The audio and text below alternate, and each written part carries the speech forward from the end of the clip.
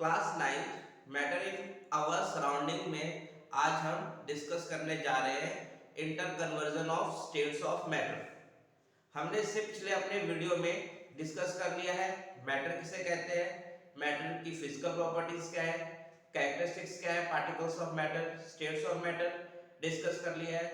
Solid liquid gas की characteristics हमने discuss कर ली है। आज हम डिस्कस कर रहे हैं इंटर कन्वर्जन। इंटर कन्वर्जन का मतलब क्या है? एक स्टेट से दूसरे स्टेट्स में मैटर का कन्वर्जन। फॉर एग्जांपल सॉलिड से लिक्विड में कन्वर्जन, लिक्विड से सॉलिड में कन्वर्ट हो जाना, लिक्विड से गैस में कन्वर्ट हो जाना, गैस से लिक्विड में कन्वर्ट होना या सॉलिड से गैस में कन्वर्ट होना, ये क्या कहलाया जाता है? Inter conversion of states of matter. एक स्टेट से दूसरे स्टेट में कन्वर्ट होने को दोबारा से अपने स्टेट्स में आ जाएगा कहलाया जाता है इंटर कन्वर्जन कहलाया जाता है।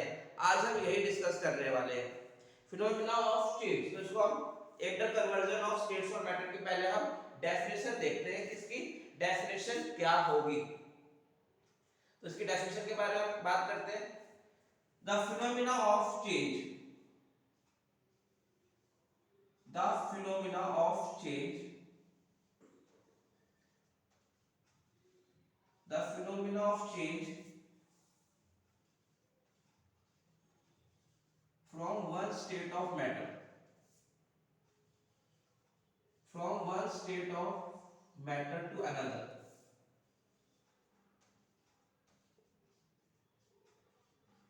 phenomena of change from one state of matter to another, and then back to its original state, और दोबारा से क्या अपने ओरिजिनल स्टेट में वापस भी आ जाता है। And then back to its original state,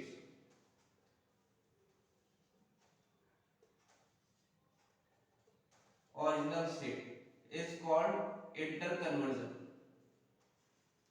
is called interconversion of states of matter, interconversion of states of matter। इसको हम क्या बोलते हैं? Interconversion of states of matter कहलाया जाता है। एक बार मैं फिर से इसको मैं एक्सप्लेन करता हूं। जब एक स्टेट ऑफ मैटर, चाहे वो कोई सा भी हो, चाहे सॉलिड हो, लिक्विड हो, गैस हो, वो एक स्टेट से दूसरे स्टेट में कन्वर्ट हो जाता है, फिर वापस अपनी ओरिजिनल स्टेट में वापस आ जाता है। लाइक हमको क्या वाटर का एग्जांपल ले सकते हैं। लिक्विड, लिक्विड क्या है? आइस में भी कन्वर्ट होता है, वो क्या है? सॉलिड है। सॉलिड आइस में, आइस है जो, वो वाटर में आ जाता है। मतलब हमको तीनों फॉर्म में वो चीज दिखाई देती है। वाटर क्या है? हमको सॉलिड फॉर्म में भी दिखाई देता है, वाटर हमको गैसेस फॉर्म में भी होता है, वाटर क्या है? लिक्विड फॉर्म में भी होता है। तो इट मींस क्या है? वाटर क्या है? तीनों स्टेट में एग्जिस्ट होता है, सॉलिड, लिक्विड, गैस। उसी तरीके से हम यहाँ पे डिस्कस करने वाले हैं क्या एक ही स्टेट ऑफ मैटर है या इसके भी क्या है? हर स्टेट ऑफ मैटर के क्या है? तीनों फॉर्म एग्जिस्ट करते हैं, और अगर करते हैं तो किस किस चीज के ऊपर डिपेंड करते हैं, ये हम डिस्कस करने वाले हैं।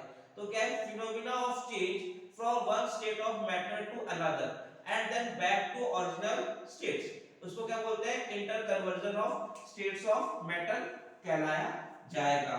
कि क्या हर, हम यहाँ पे डिस्कस ये कर रहे हैं कि हर स्टेट क्या है?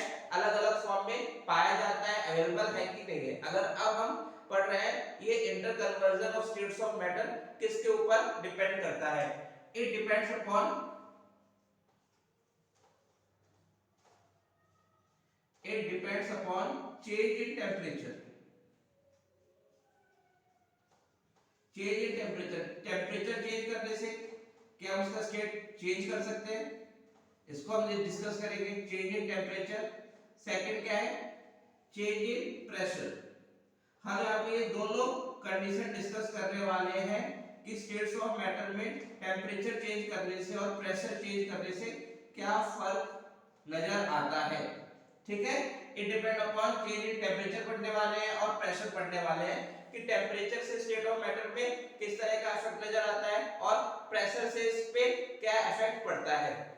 तो हम डिस्कस करते हैं पहला change in temperature.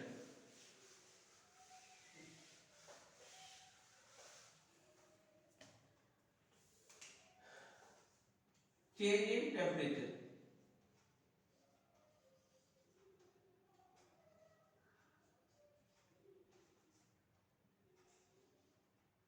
change in temperature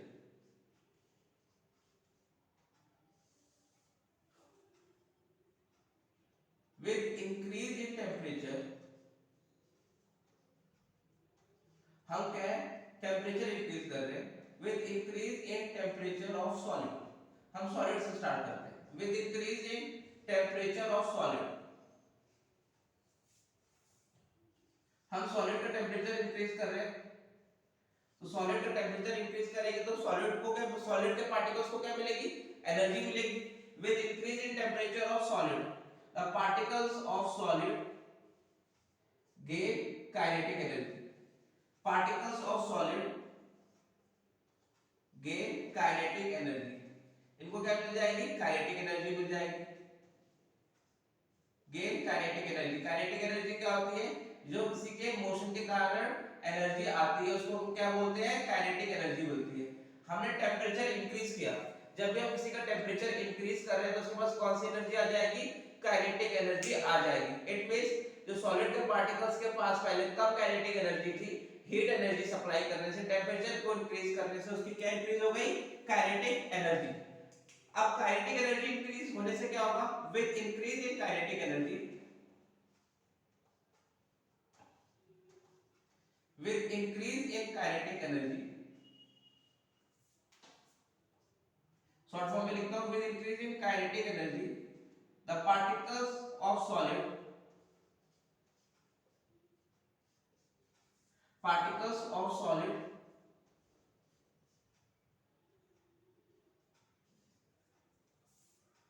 starts vibrating, वो क्या करने लग जाएंगे, वाइब्रेट करने लग जाएंगे, starts vibrating,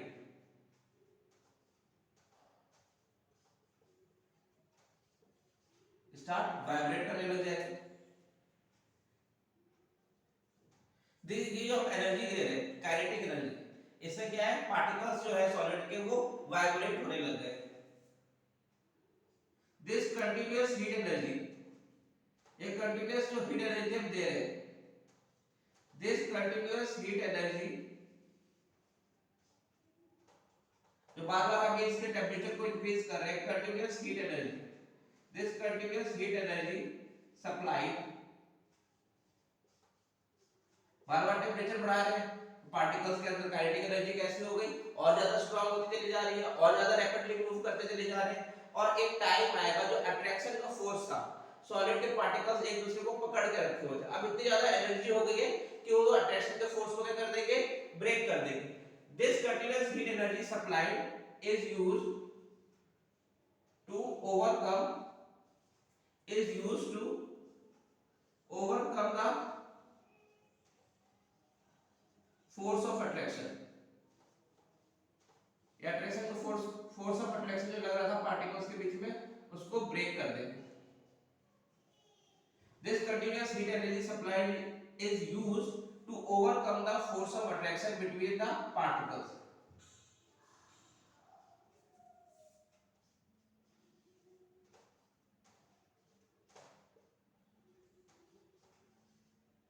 एक कंटीन्यूअस जो हीट एनर्जी सप्लाई की जा रही है उसने क्या अट्रैक्शन के फोर्स को क्या कर दिया है, पार्टिकल्स के ब्रेक कर दिया, एंड पार्टिकल्स जो है क्योंकि अट्रैक्शन के फोर्स को ब्रेक कर दिया है, पार्टिकल्स अपनी जो फिक्स पोजीशन थी सॉलिड्स में वो छोड़ देंगे, particle leave their fix position, particles leave their fixed position, leave their fixed position and move freely, और freely move करने लग जाएंगे।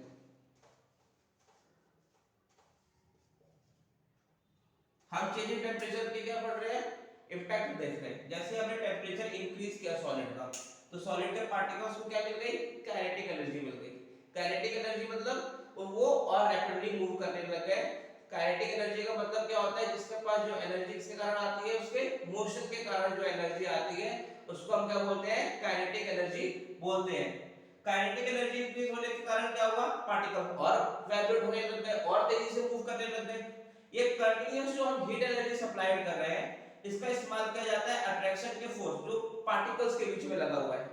हमने सॉलिड के कैरेक्टरिस्टिक्स में हमने देखा था कि सॉलिड के पार्टिकल्स कैसे बहुत पास होते हैं, उनके बीच में अट्रैक्शन का फोर्स कैसा होता है, बहुत स्ट्रांग होता है उसको, और हम कंटीन्यूअसली हीट एनर्जी सप्लाई कर रहे हैं। इसकी वजह से क्या जो अट्रैक्शन का फोर्स क्या आएगा, एक टाइम आएगा वो अट्रैक्शन के फोर्स को क्या कर देगा, ब्रेक डाउन कर देगा। और पार्टिकल्स क्या है, जो ऑर्डर अरेंजमेंट है वो ऑर्डर अरेंजमेंट में नहीं रहेंगे, वो अपनी फिक्स पोजीशन क्या छोड़ देंगे और बहुत फ्रीली क्या करेंगे, मूव करेंगे। आज स्टेज इज रीच्ड, फिर एक स्टेज आ जाएगी, आज स्टेज इज रीच्ड, फिर वो एक स्टेज आ जाएगी जब सॉलिड क्या है, मेल्ट होने लग जाएगा।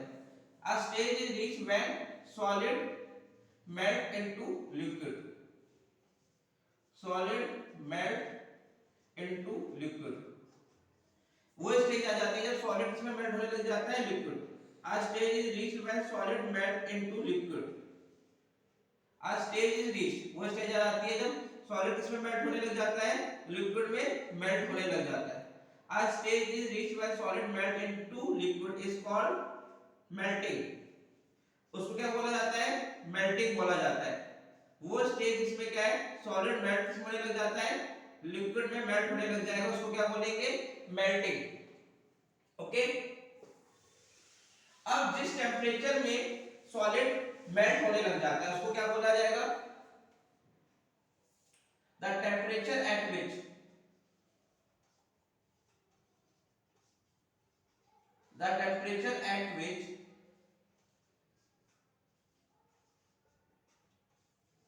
solid melt into liquid, the temperature at which solid melt into liquid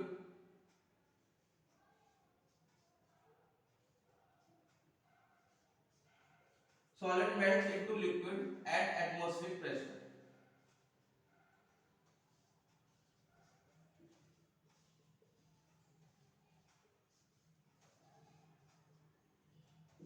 वो टेम्परेचर जिसमें सॉलिड लिक्विड में मेल्ट होता है उसको क्या बोलते हैं, उसका melting point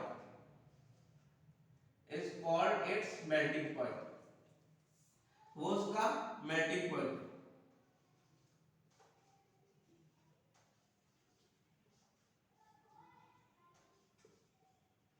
melting point of ice, अगर हम बात करते हैं आइस कौन से टेम्परेचर पर मेल्ट होता है, melting point of ice is 273 kelvin, 273 kelvin में क्या है, मेल्ट होता है आइस। और मेल्टिंग पॉइंट का इंडिकेशन है, जिसका मेल्टिंग पॉइंट जितना जिसका टेम्परेचर जितना ज्यादा हाई टेम्परेचर में मेल्ट होता है उसका अट्रैक्शन का फोर्स कैसा होता है, उतना ही ज्यादा स्ट्रांग होता है। हम तो इसे ऑब्जर्व भी कर सकते हैं, अगर मान लेते हैं कोई रूम टेम्परेचर में मेल्ट होता है तो उसका अट्रैक्शन का फोर्स कैसा है, बहुत वीक है। जो बहुत ही हाई टेम्परेचर में जाकर क्या होता है, मेल्ट होता है, तो उनके पार्टिकल्स के बीच में अट्रैक्शन का फोर्स बहुत स्ट्रांग है। Melting point is also an indication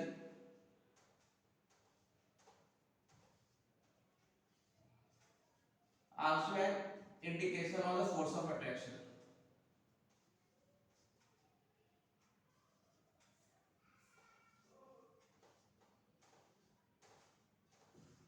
Between the particles.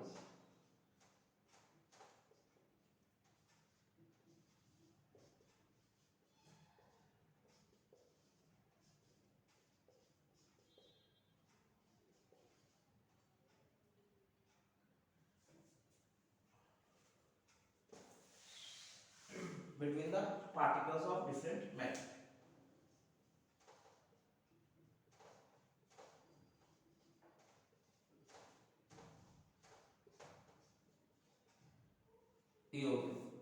तो मेल्टिंग क्या होता है, जब उस टेम्परेचर मेल्टिंग क्या होता है, वो जब सॉलिड क्या है मेल्ट होता है लिक्विड में, उसको हम क्या बोलते हैं, मेल्टिंग बोलते हैं। और जिस टेम्परेचर पे सॉलिड क्या है लिक्विड में मेल्ट होता है उसको क्या बोला जाता है, मेल्टिंग पॉइंट बोला जाता है।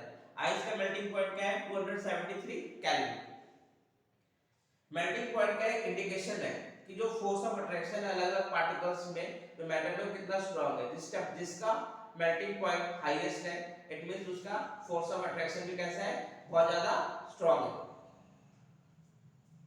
अब हम क्या डिस्कस करते हैं, एक एक चीज ऑब्जर्वेशन किया गया, ऑब्जर्वेशन देखते हैं जो एनसीईआरटी की एक्टिविटी में है। ऑब्जर्वेशन,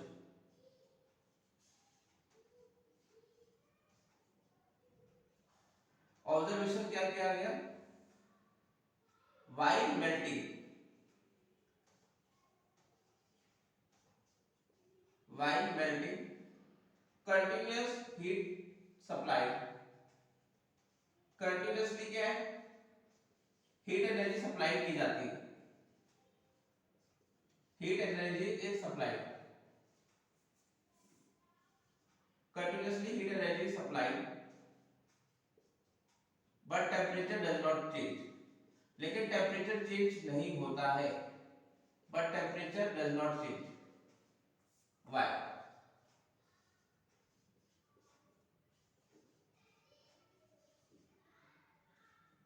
ये हमारा क्वेश्चन भी बन सकता है, ये क्वेश्चन पूछा जा सकता है।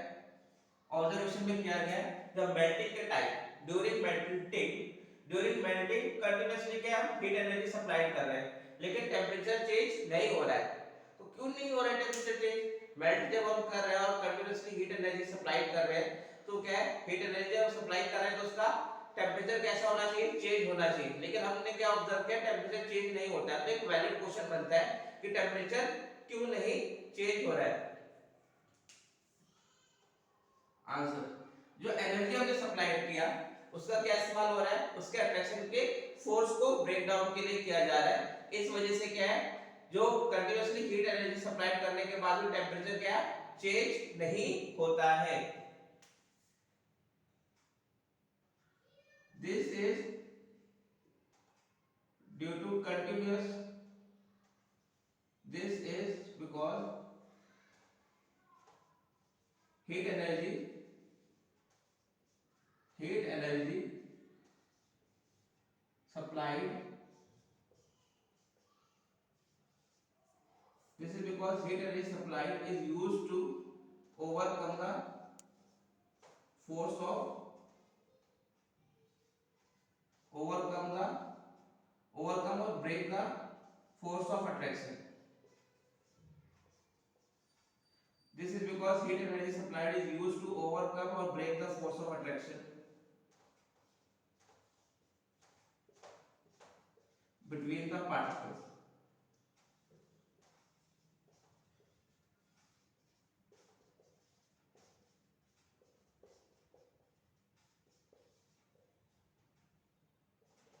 This heat energy is absorbed between the particles.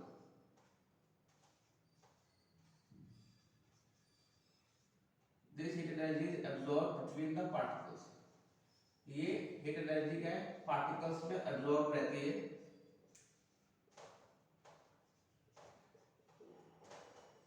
that is why it is also known as latent heat, that's why it is also called latent heat.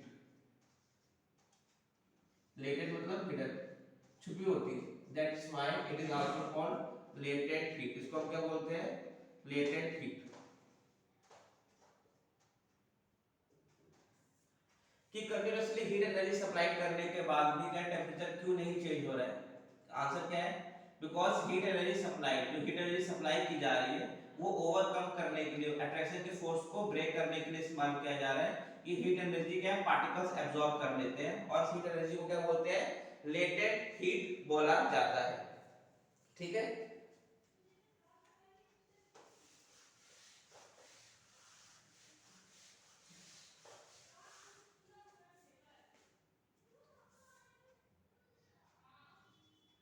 Latent heat of fusion,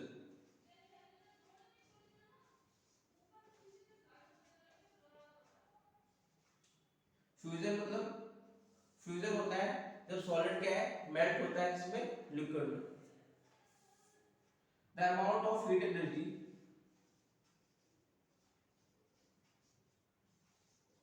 the amount of heat energy required, the amount of heat energy required to change 1 kg of solid into liquid at atmospheric pressure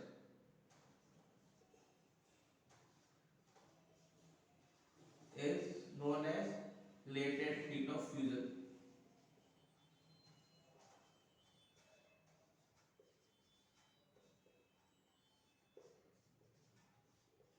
Is known as latent heat of fusion. उसको क्या बोला जाता है? latent heat of fusion बोला जाता है.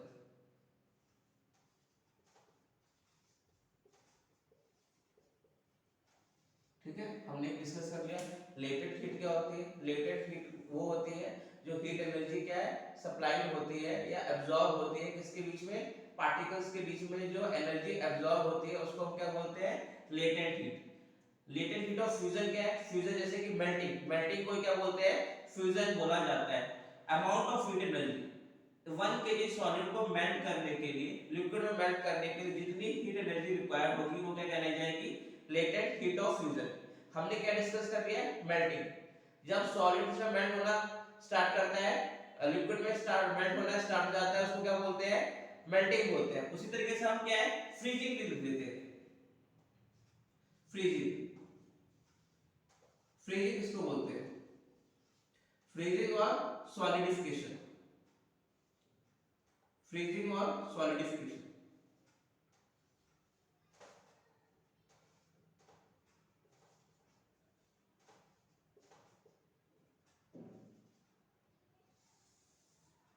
Freezing और solidification. अभी हमने क्या देखा, आइस लिया, आइस का हमने टेम्परेचर क्या इंक्रीज किया, और तो हमने क्या देखा, आइस क्या मेल्ट होके लिक्विड में कन्वर्ट होना स्टार्ट होती है. अब वो प्रोसेस जब सॉलिड आइस क्या है लिक्विड में कन्वर्ट होना स्टार्ट होती है उसको क्या बोलते हैं, melting.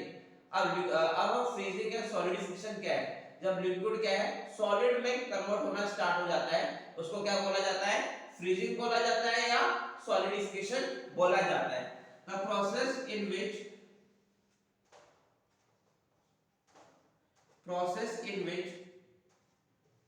liquid convert into process in which liquids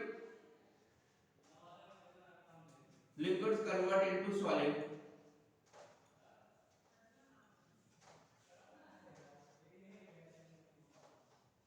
on cooling at specific temperature.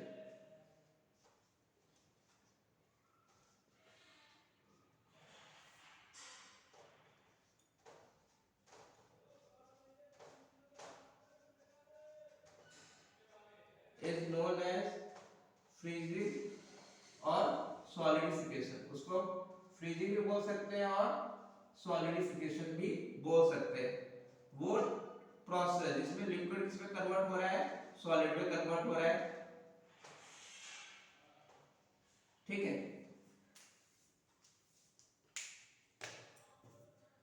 The process in which liquid convert into liquid, वो प्रोसेस जिसमें लिक्विड किसमें कन्वर्ट होता है, सॉलिड में कन्वर्ट होगा on cooling at specific temperature, वो क्या कहलाया जाएगा, फ्रीजिंग कहलाया जाएगा या सॉलिडिफिकेशन कहलाया जाएगा. और अभी हमने क्या देखा था, जब सॉलिड किसमें कन्वर्ट होगा, लिक्विड में कन्वर्ट होगा, तो उसको क्या बोला जाएगा, मेल्टिंग बोला जाएगा या फ्यूजन बोला जाएगा. अब एक क्वेश्चन हम यहाँ पे डिस्कस करते हैं. हमने लेटेंट हीट देखा, किस तरीके से क्या इंपैक्ट पड़ता है. अगर हम टेंपरेचर इंक्रीज करते हैं तो काइनेटिक एनर्जी क्या होती है, पार्टिकल्स की इंक्रीज होती है. With continuous heat energy, continuous अगर हम हीट एनर्जी सप्लाई करते हैं तो अट्रैक्शन के फोर्स को क्या कर देता है, वो ब्रेक कर देता है और क्या हो जाता है, सॉलिड से वो लिक्विड में कन्वर्ट हो जाता है. तो एक क्वेश्चन मैं यहाँ पे लिखता हूं, बताइए question, who has more energy, which has more energy, which has more energy,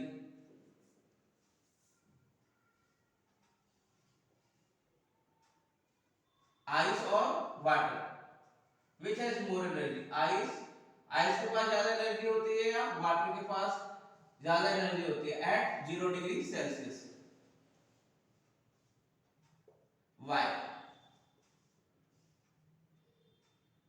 तो इसका आंसर क्या है? आइस में ज्यादा एनर्जी होती है या वाटर में ज्यादा एनर्जी होती है? तो आंसर क्या है? Water has more energy. Water के पास क्या होती है? आइस के कंपैरिजन में ज्यादा एनर्जी होती है, क्योंकि आइस में क्या है, अट्रैक्शन के फोर्स को ब्रेक करने के लिए लेटेंट हीट ज्यादा होती है, उसके बाद स्पीड ज्यादा है। Water has more energy because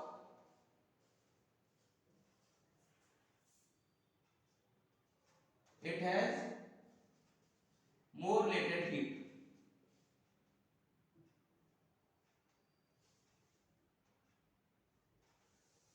because, छोटा करते हैं, water has more energy because latent heat is present in latent heat is present in particles of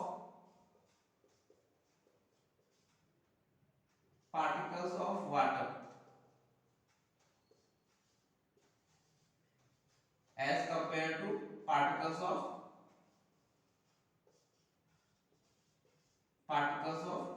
ice।